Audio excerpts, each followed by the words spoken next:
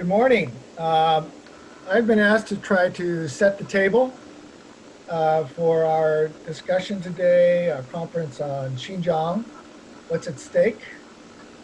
And I was asked to try to answer the question, how did we get here? Well, you might ask about the backdrop behind me, how I got there.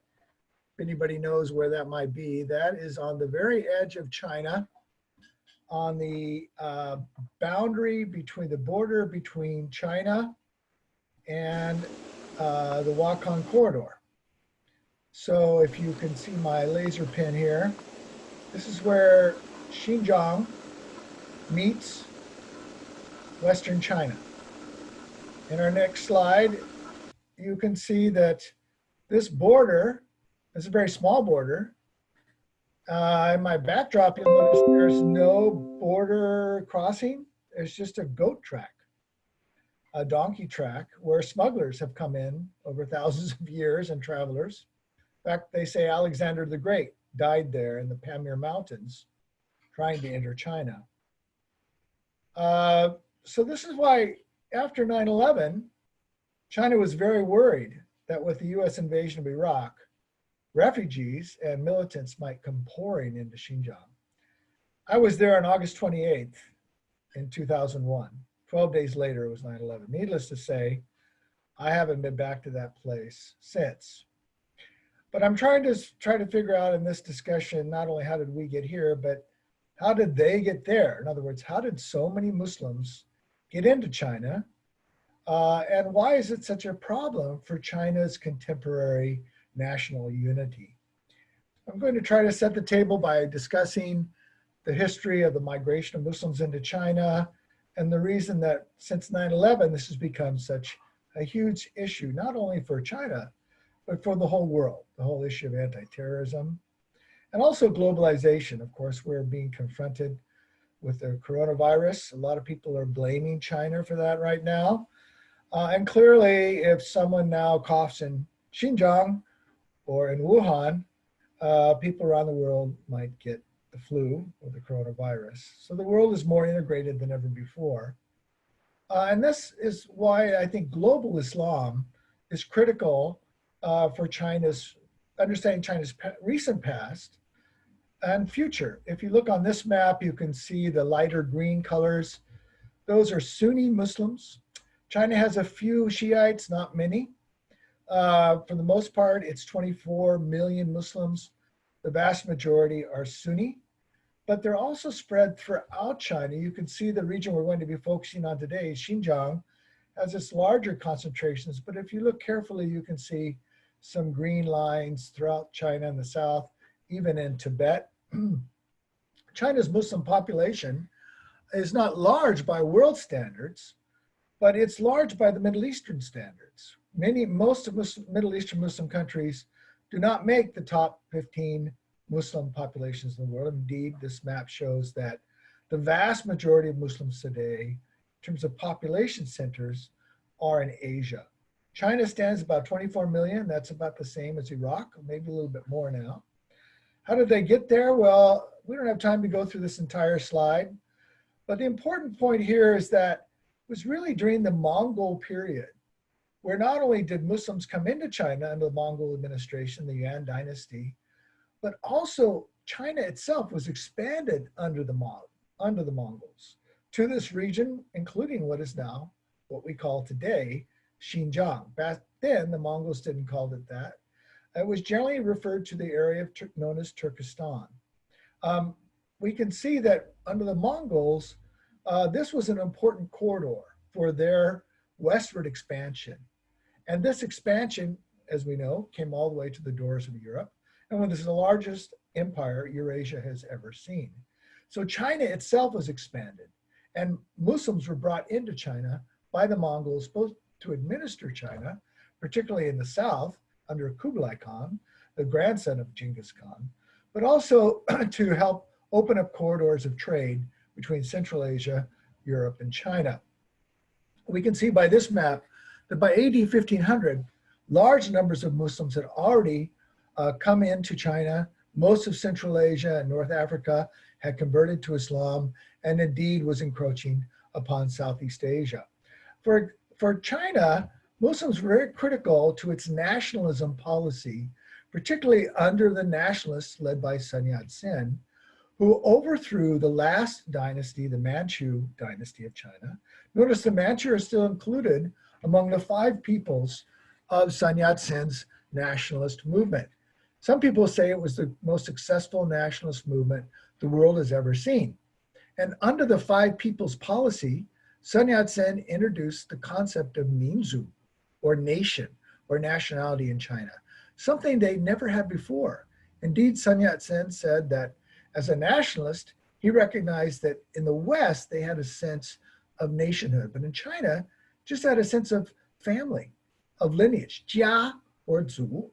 So he imported, like many Western technical advances, scientific advances, he also imported a lot of ideas from the West as a nationalist to unite China, overthrow the Manchu, as well as resist Japanese imperialism, as well as Western occupation of China.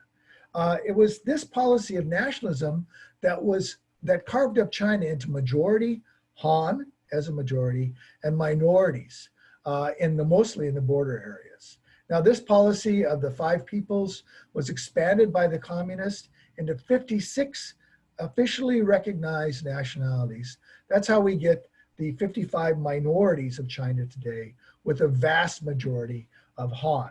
Now, most people would say, and I've argued this in a book that I entitled Making Majorities, that this was a sort of invented majority, that the Han themselves, as we know, have tremendous diversity, Cantonese in the south, Han in the north. But it was important for Sun Yat-sen and his supporters as nationalists to bring China together as a Han nation, including the minorities in a multicultural, multinational, multilinguistic state, to try to unify the country. And we can see that China itself is very diverse ethno-linguistically. We have at least 10 separate Muslim groups under this policy, but we also have large groups around the borders of China, such as the Mongols and the Tibetans, and the southern coastal groups, particularly the southwest groups in Yunnan, 24 separate ethnic minority nationalities in this region. Vast difference in linguistics, even within minority groups. Now, what's interesting about this policy is you could argue it's very successful in the sense that the numbers have been going up ever since the policy was instituted in the early 50s. People actually wanted to be recognized as minorities. If the policy wasn't accepted by the people of China, you would not see those kinds of numbers increasing. Indeed, people have come out of the woodwork, say they're Manchu or Mongolian, or even today, still holding on to their Muslim identities. And that's what we're going to focus on now. We're only going to really dial down, there's 10 separate nationalities of Muslims in China. We're only going to focus on these 2. The largest group are known as the Hui. In Central Asia, they're called the Donggan, the Chinese-speaking Muslims. In China also, we have the Uyghur. Now, they're the second largest minority Muslim nationality. Here's a breakdown of the 3 largest groups. We don't have time to talk about the Kazakhs back in the early 2000s. This is what I was doing research on Kazakhs and Uyghurs in Xinjiang. My earliest research was with the Hui. Back in the early 1980s, I was given permission to go to Beijing and be a language student at Peking University at Beida. And there I discovered there was a large number of Hui Muslims in Beijing city. Indeed, over 60 mosques in Beijing and almost 200,000 Hui Muslims in Beijing city alone. So when you go to Beijing, or if you travel to China, you will see a lot of Hui spread out all over China. They're the largest group. Under 1 million, there's at least 7 other officially recognized Muslim nationalities, mostly recognized by language. Turkic languages, 5 of them speak Turkic languages, as you've seen in the former Soviet Union, Kyrgyz, the Stans, Tajikistan, Uzbekistan, Kazakhstan, all have sizable majorities of those Turkic-speaking groups. But in China, there's some rather interesting smaller groups known as Salar or Bawan and Tatar that, Bao'an, Salar, Dongxiang is the other group, meaning East Village in Gansu, Linsha, and Qinghai areas. These smaller groups have very unique situations. We really don't have time to talk about them. If you're interested in the question and answer time, we could talk a bit about them. Interestingly enough, the only group that is Shiite is the group known as the Tajik. You've heard of Tajikistan, but those Tajiks are Sunni. In China, they're Shiites. And actually, they're Ismaili Shiites who generally follow the Aga Khan. They're not 12er Shiites as we find in Iran. So it's a very different kind of Shiite group, very interesting group, very small number, only about 40,000. So we don't have time to really talk about them today. We're going to dial down and focus on the Hui, not only because they're the largest, but also because they're unique in that they don't have their own single language like the Uyghur or the Uzbeks that unite them as a nationality. They're spread out all over China, and all over China they speak Chinese. You can see these concentrations in the far northwest. This is the Ningxia Hui Autonomous Region. They have their own autonomous region just like Tibetans have in Tibet and Uyghur have in Xinjiang. How did they get there? I always wondered how they got there. Well, it's the Silk Roads that brought Hui as travelers and traders and officials into China, business persons who brought Islam into China. And also as China expanded out under the Mongols, were very key to the Mongol administration. Many of them were of Central Asian origin. So that today you can see large numbers of Hui throughout the country and large concentrations in Xinjiang. And this is going to be important when we get into our more focused discussion today on Xinjiang. The Hui and the Uyghur are there together, and they don't always get along, which is an interesting story in and of itself. Now, here's a Hui imam. Good wishes and regards to your family. 他没有来过，欢迎他来。 And welcome him here. 所以这个经文是呢，是个中国式的，是楼台听点读。Allahu Akbar.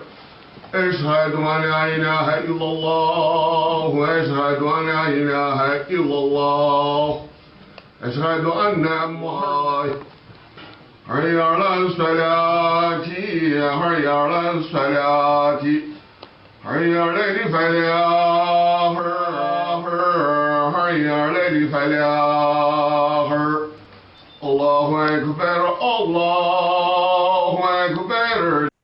That was Imam Ma Liangji. This is his mosque in Xi'an. And he is very revered. He's still alive in China today. I saw him 2 years ago when I was able to visit the region again for the first time since early 2000s. And he's the Imam of this grand mosque. Some of you may have visited Xi'an, the ancient capital of Chang'an, when this mosque was established during the Tang Dynasty. And he's the head imam for this mosque. And this is the masjid, the prayer hall. It looks like a Confucian temple. And it was Ma Liangji who told me in early 1983 that the Hui Muslims are like their mosques. On the outside, they look Chinese, but on the inside, they're very Muslim. And so they share Islam with the Uyghurs. And in a mosque, they will pray together. And often they will work together to work for religious freedom and equal treatment under Chinese law, where there are protections. But the main difference between the Uyghur and the Hui is not so much their Islam, although there are some important differences, but really their ethnic and linguistic backgrounds. The Uyghurs are Turks. They're genetically and historically different from the Hui, although there's some overlap. Some people believe that the term Hui comes from the original Chinese word for the Uyghur, Huihe. And that, if you remember, under the Sun Yat-sen policy, all Muslims originally were called Hui. And then you would distinguish them, what kind of Hui. Uyghurs were often called turban-headed Hui, Tranto Hui, because they would generally wear a turban or a cloth folded hat, unlike the Hui with the white cap. So here we know the Uyghurs, unlike the Hui, they're about 95% of the Uyghurs in China are focused and concentrated in the Xinjiang Uyghur Autonomous Region in far northwest China. Whereas, as we saw with the map, Hui are spread out all over China. Only about 1/10 of their population are in their autonomous region, unlike the Uyghur. The Uyghur have had a long history of uncomfortable integration into China would be a polite way to say it, I think, in a sense that they've had many rebellions, particularly in the 1800s, the Yakubeg Rebellion, where they've tried to establish independent republics. And they were internationally recognized in the 30s and 40s for two separate republics, governments, nation states in and of themselves. Now, this distinguishes the Uyghur from the Hui, not unlike Tibetans, who have established a government in exile. The Uyghurs have sought to do so as well, and have a memory of independent nationhood that the Hui don't share.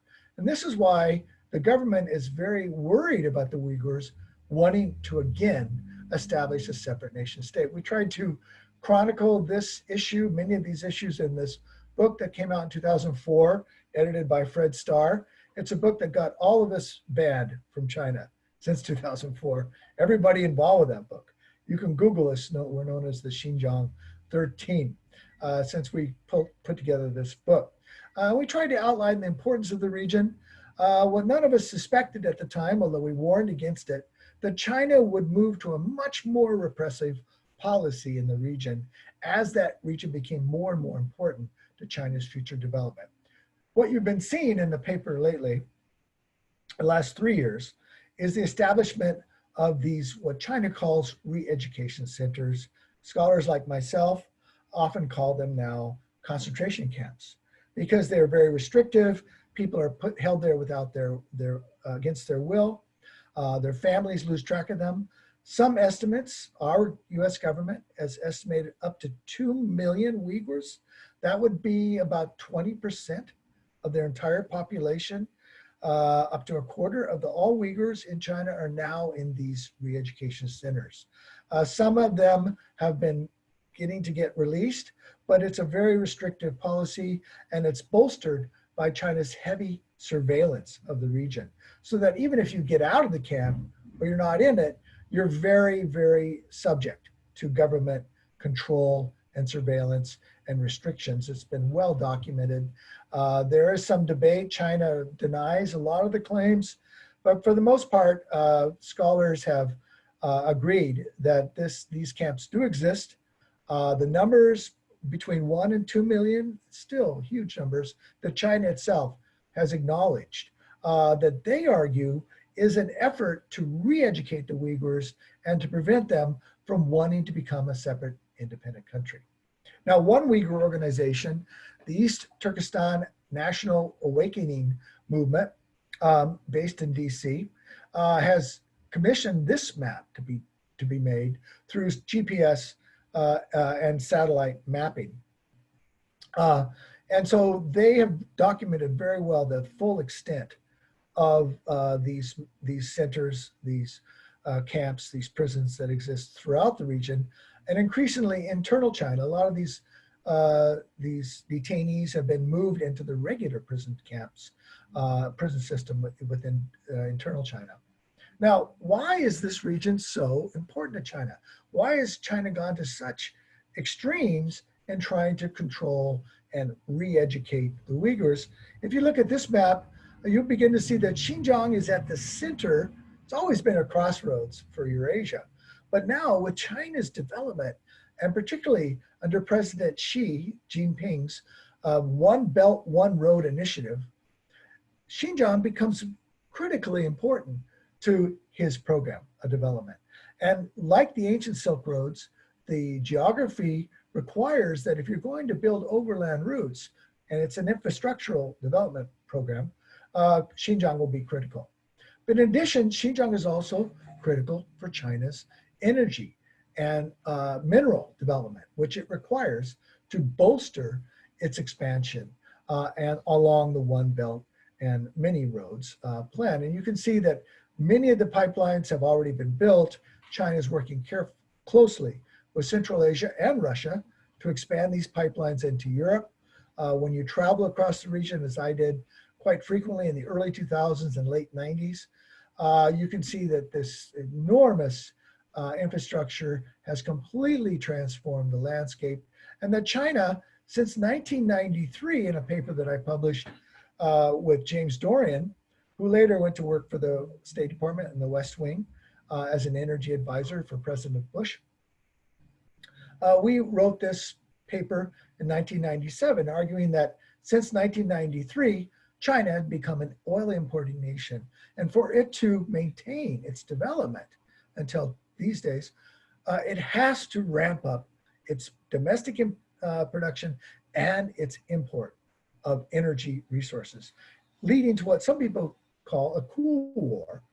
Not yet a Cold War, although I think we may have already reached a Cold War between the United States and China over energy. Now, if you watch the 2008 Olympics, this was really a time when China was coming of age and showing the world that it is a player in not only the Olympics, but on the global stage in order to maintain its trajectory in its vast expansion. Now, what's important about this Belt and Road Initiative, and you can see the ancient Silk Roads flow very clearly along these trade routes. Urumqi is critical to this overland. But of course, South Asia, the South and the Indian Ocean, the Southeast Asian trade routes are also critical to the success of Xi Jinping's Belt and Road Initiative. And increasingly, the Italy and other European nations have welcomed China's investment in the region, particularly poor nations in Northern Africa and in Central Asia and in South Asia are increasingly reliant upon China for their future development. Some scholars have joked that the Idai Ilu has also been the Ei Bingdu. In other words, that along this Belt and Road Initiative, the virus that has come out of Wuhan has also expanded into Europe. And some people theorize that this is one of the reasons that Italy itself became a very early epicenter for the spread of this virus, and maybe one of the first major victims of this one Silk Road Initiative, this new Silk Road Initiative. Now, the Uyghurs are caught in the middle of this because they're not just based in Xinjiang. About 1 million Uyghurs probably are outside of China, mostly in Central Asia, Middle East, Turkey, and in Europe, and increasingly in the United States as a transnational diaspora. And since the early 2000s, there have been an increasing number of incidents, what we scholars originally called civil unrest. But increasingly we saw, particularly in the late 2000s and 2010, 2011, 12, a larger number of violent incidents that unfortunately are clearly terrorist in their the way they were carried out and their orchestration. How well organized from abroad, that's a subject of debate. But nobody denies today that there has been terrorism in China, particularly in Kunming, where knives were used to kill a large number of Han in a train station. And these incidents have been documented by Uyghur organizations themselves, by Uyghur American Association, as well as the Radio Free Asia, have been documenting these increasing number of violence until about 2014, when China began to ramp up its re-education centers. So beginning in 2016, 2017, we saw a decline in these incidents as China dropped its dragnet on the region and began rounding any suspected Uyghur up. And so they claimed that these re-education centers have been a success, that they've stopped these violent incidents. Probably what caught Chinese citizens by the greatest surprise were these enormous riots in the July of 2009 that were well documented in the Chinese media. Most Chinese were really not aware of how horrible the social situation had become in Xinjiang and the ethnic strife, particularly between recently arrived Han in this large development expansion and the Uyghur residents who felt like they were getting overrun by Han. And probably the one major incident in 2014 was this Jeep terrorist attack, which clearly was a terrorist attack, in downtown Tiananmen Square, right under the picture of Chairman Mao, the famous Gate of Heavenly Peace. Not many people were killed, but it's one of these attacks against civilians that really horrified most Chinese and supported most Chinese. Most Chinese supported then very strongly China's anti-separatist policy, which had been increasingly put into place in the mid-2000s, primarily focused on Taiwan and Hong Kong, but increasingly towards Xinjiang, that this anti-succession law and Tibet, of course, was geared towards keeping China's national unity together. And most Chinese were very afraid that things were unraveling, and they did not want China to have the same kinds of problems of Europe or the United States in terms of international terrorism. So China's fight against terrorism has included a lot of new policies, new white papers. You can follow this very publicly. China has been very clear about its policies, claiming that these are all done under the rule of law. However, the laws are pretty good in terms of international standards, except for this re-education centers. But as we know in China, many of these laws are honored in the breach, and they become an excuse for Islamophobic sentiment, anti-Muslim sentiment in China, which has been going rampant, not just on the internet, but in civil society. So we really see it's been geared now towards the Xinjiang problem and the Uyghur, but it has spread to the other Muslims as well. China has gotten some support for this policy, and these signatories have noticed many of these countries are along that Belt and Road Initiative. So they were probably encouraged by China to sign on to this policy and to support China. So it's not as if the whole world is against China on this policy. And these are largely Muslim nations. However, most people that travel in the region recognize that the Muslims on the street are very concerned about what's going on in China and the treatment of their Muslim brethren, particularly the Uyghurs. Most scholars would agree with Oxford Analytica in their conclusion that what China has done since 9/11 is use the Uyghurs as scapegoats for their increasingly integrationist and repressive policy. And many of us believe that China actually may be making its terrorism problem worse. And our concern is that while this re-education program might be stopping any kind of dissent in the present, last few years, what's the future hold for China and the entire region of Central Asia, where there's a lot of sympathy for their fellow Turkic Muslims. Kazakhs, Kyrgyz, Uzbeks are all Turkic speaking. And in the past, there were concerns about pan-Turkic, pan-Turanianism in Central Asia, pan-Islam. And some people believe that this repressive policy will fuel these anti-Chinese sentiments in the region, as well as attraction to radical, even jihadist programs. Now, I do not believe that Uyghurs are that traditionally attracted to radical Islam or violence or rebellion. But what's happened is this huge influx of the number of Chinese into the region. In the 1940s, the lower numbers are the Han. And look, in the 1940s, there was only about 5 to 7% Han population.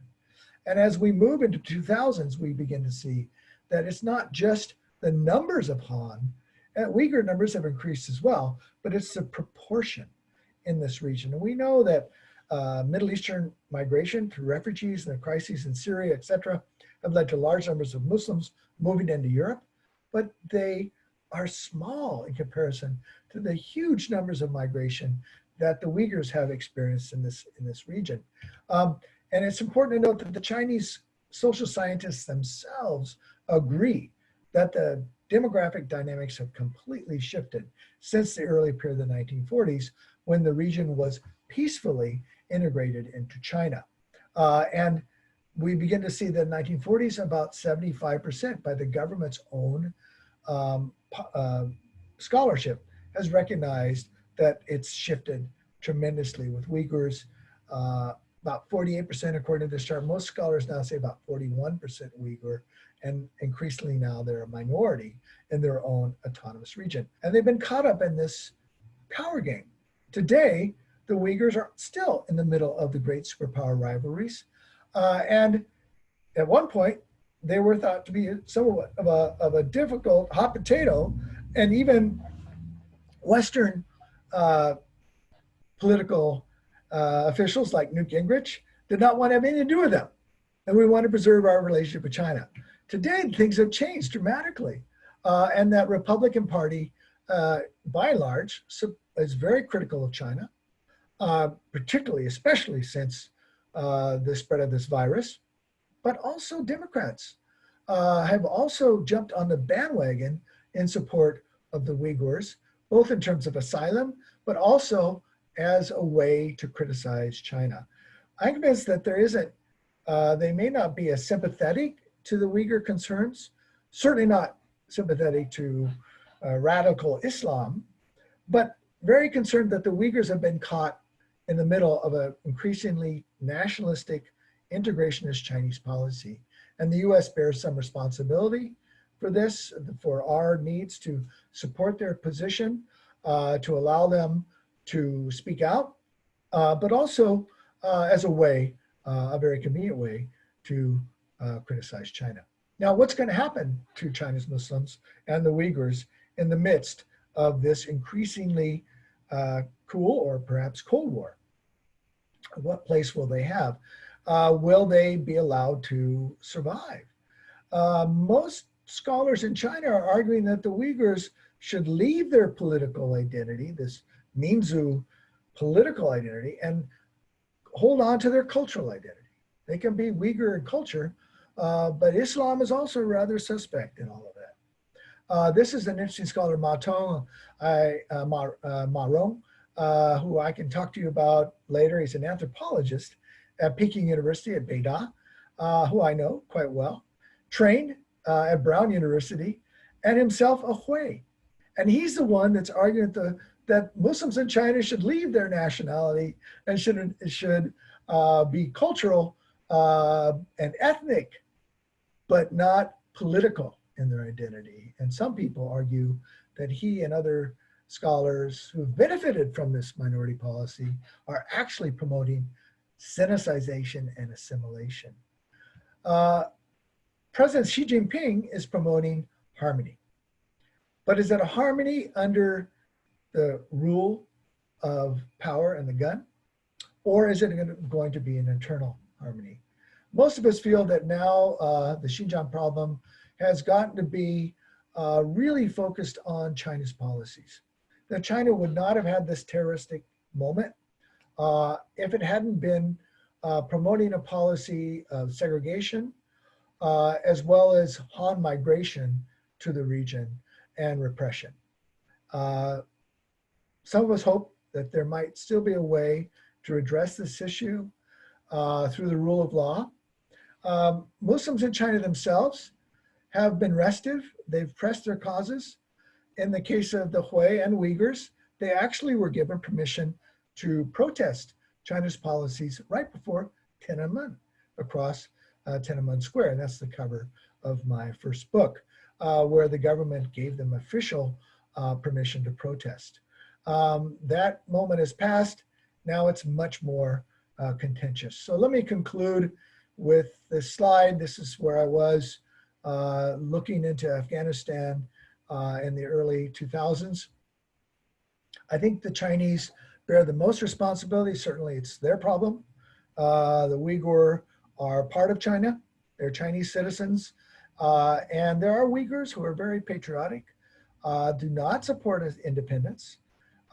Increasingly, I think there are fewer and fewer because of the policies, unfortunately. But nevertheless, the government could make some significant efforts, particularly some of the more prominent detainees, people like Ilham Tohti, who've been in prison and given life sentences. They need to really attend to the Uyghur concerns in the region, as well as security that is human security, not just military or anti-terrorist security. Uyghurs also have a role in this, as well as world Muslims, disavowing terrorism, of course, but also entering into dialogue. I've been, for many years now, promoting second and third track discussions. The Uyghur have never been brought to the table with the Chinese. They're now more organized. They now have representatives like the elected Nurnisa and the widely regarded, highly regarded Rabia Qadir, who has met with Hillary Clinton and President Bush. There could be dialogue, there could be diplomatic channels that have been opened up in the past with the Tibetans, but never with the Uyghur. And I think this would be a critical step forward. I think the West has a role in this. I think we need to be clear that our concern about the treatment of the Uyghurs and Muslims in China is not a nefarious CIA-supported plot to divide China. As in the 50s, there was CIA involvement in Tibet, as we know. Most Chinese believe that if we criticize their policy about Xinjiang or Tibet, that we want China to be weak, and we want it to be divided, and we want to occupy it and keep China from rising up and being an equal partner. I, for one, think that would be terrible for the world and for the Uyghur. And so I support working together to solve human problems like the coronavirus that threaten our humanity, all of us, and do not respect any borders, any ethnicity, any religion, or any nationality. It is a human existential threat, like many other existential threats, global warming, for example, and other pandemics that we've faced and cooperated against before. My father fought in World War II in China. He was a hump flyer. And at that point, the US and China did cooperate in a world war. And we have great memory of that period of cooperation. And I hope we can learn from that and find ways to move forward through this pass and through this impasse. Thank you for listening, and I really welcome your questions. My email is there, and feel free to get in touch. Thank you.